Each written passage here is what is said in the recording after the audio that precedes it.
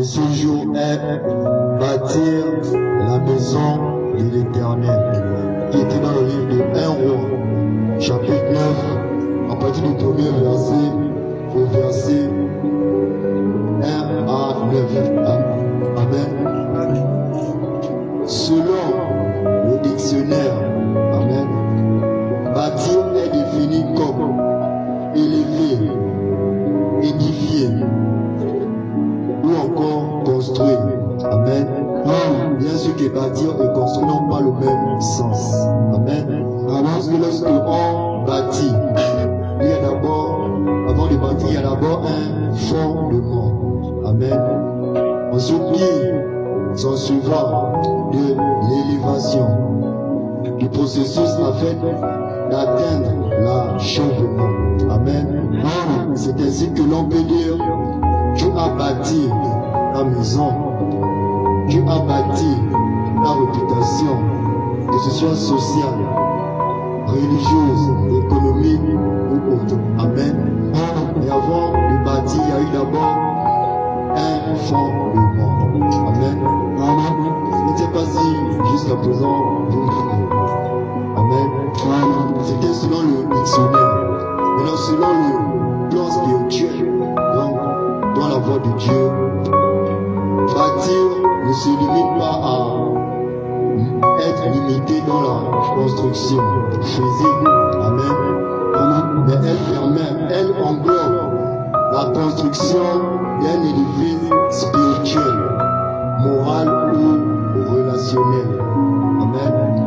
Souvent avec des fondations solides et durables.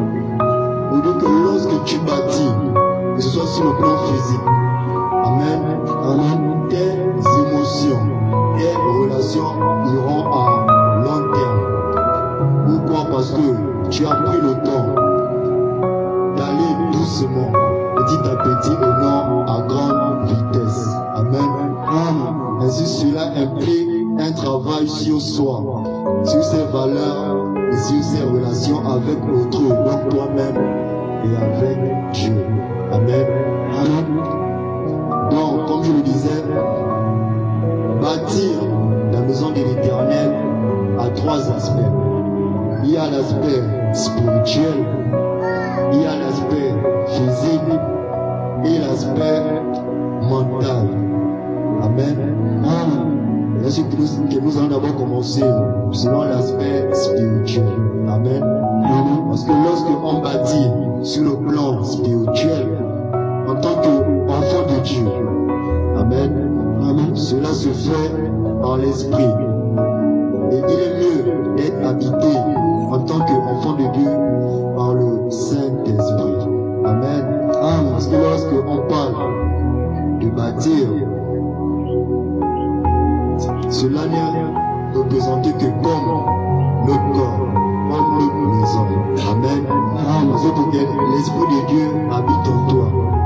Il faut que tu bâtisses encore, que ton corps soit changé, afin que le Saint-Esprit vienne siéger en toi. Je ne sais pas si vous me suivez. Amen. On se bâtit sur le plan spirituel. Amen. Et bâtir sur le plan spirituel, tu dois d'abord nettoyer ton être intérieur, donc le fond de ton corps, ta mentalité, tes pensées, ton cœur, ta façon de parler, ta façon de faire les choses. Amen. Parce que tu dois désormais marcher par l'esprit. Quand tu manges désormais la nourriture solide, c'est pourquoi dans la parole de Dieu, il est dit que nous ne devons plus prendre le lait spirituel, mais désormais la nourriture solide. Amen. Et on ne peut que prendre la nourriture solide lorsque on a bien bâti sa maison. Donc, lorsque on a bien travaillé son corps afin de recevoir le Saint-Esprit. Amen. Cela demande tout un processus, donc tout un changement. À prendre d'abord conscience de qui tu es. Donc tu dois renouveler tout ton être. Amen. Pour ceux qui étaient là mercredi, lorsque nous avons rappelé selon la méditation de dimanche, qui était concernant les lois. Amen. J'avais dit que lorsque tu n'es pas habité par l'Esprit de Dieu, l'Esprit de Dieu, il est à côté de toi. Bien sûr que tu es déjà baptisé, consacré, tu peux même venir à l'église, faire tout ce qu'il faut. Amen. Mais tant que tu n'as pas considéré, tu n'as pas bâti en toi un bon fondement, afin que l'Esprit de Dieu vive en toi, il n'est qu'à côté de toi. C'est pourquoi on se rend compte que beaucoup de chrétiens disent, ça fait 5 ans, je prie sur le mariage, sur le travail, amen, sur les choses qui sont à la mode, jusqu'à l'autre Dieu ne m'exauce pas. Mais il ne t'exauce pas, pourquoi? Parce qu'il n'est pas en toi, mais il est juste et de toi. Amen. C'est pourquoi on voit des hommes qui s'égarent. On vient dire le bien parce que tu cherches premièrement les biens terrestres et non les biens célestes.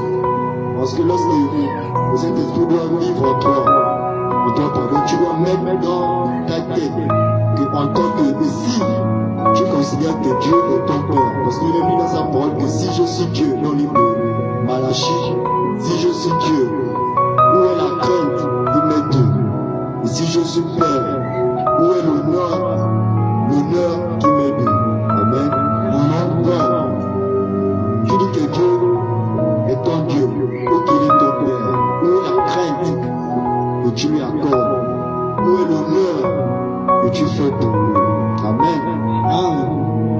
Ensuite, pour que le Saint-Esprit puisse habiter en toi, il faut déjà que tu aies ces deux choses, la crainte en lui et l'honneur que tu es prêt à faire pour lui.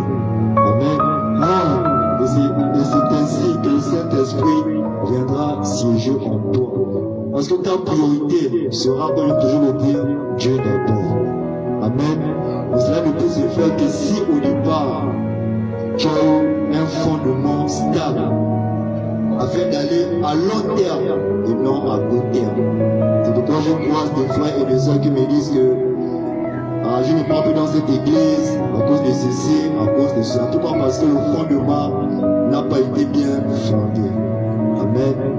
C'est ce qui fait que le diable, avec ses cafards, vient jouer sur ta vie. Il te donne les coups de pied à gauche, les coups de pied à droite. Parce qu'il voit que tu viens à l'église, tu annonces la parole de Dieu. Tu l'honores selon toi. Mais à l'intérieur de toi, tu n'as pas encore bâti la maison du Saint-Esprit. Amen. Amen. C'est pourquoi je parle que sur le plan spirituel, tu dois bâtir la maison de Dieu en toi. Tu dois inviter Jésus-Christ à vivre en toi. Parce que lorsque Jésus-Christ vient vivre en toi, tu auras les soucis, des graves même, parce que c'est lorsque tu es dans la vérité, c'est même là où les vraies choses commencent. Amen. Alors que tu es encore dans le monde, pour moi, les soucis que tu fais face, ce sont les soucis du monde, ce sont les petites choses. Parce que les soucis du monde, ce n'est que l'argent qui les règle. Amen.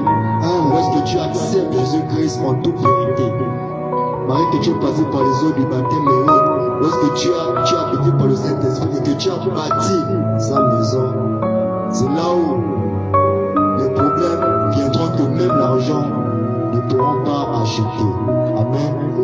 Parce qu'en tant que spirituel, tu devras désormais avoir ce qui dépasse l'argent. Et ce qui dépasse l'argent, c'est quoi? Lorsque tu es spirituel, c'est ta foi, ta persévérance, ta détermination. Mais l'une des plus grandes richesses, c'est l'amour véritable de Dieu. Amen. Alors pour moi, toutes ces choses prennent le dessus dans les soucis de ce monde. Amen. Donc c'est pourquoi tu dois prendre conscience que avant d'aller loin avec Dieu, bâtis d'abord sa maison. Car Dieu est sa maison. Amen. C'est ce que le roi David, avant de mourir, voulait faire pour Dieu. Amen. C'est ce que nous venons de voir dans le livre de 1 roi. David n'était rien, mais c'est Dieu qui l'a choisi et qui a fait de lui un homme ayant le cœur de Dieu. Lorsqu'il s'est souvenu que lorsqu'il était face à Goliath, s'il a pu vaincre Goliath, c'était par la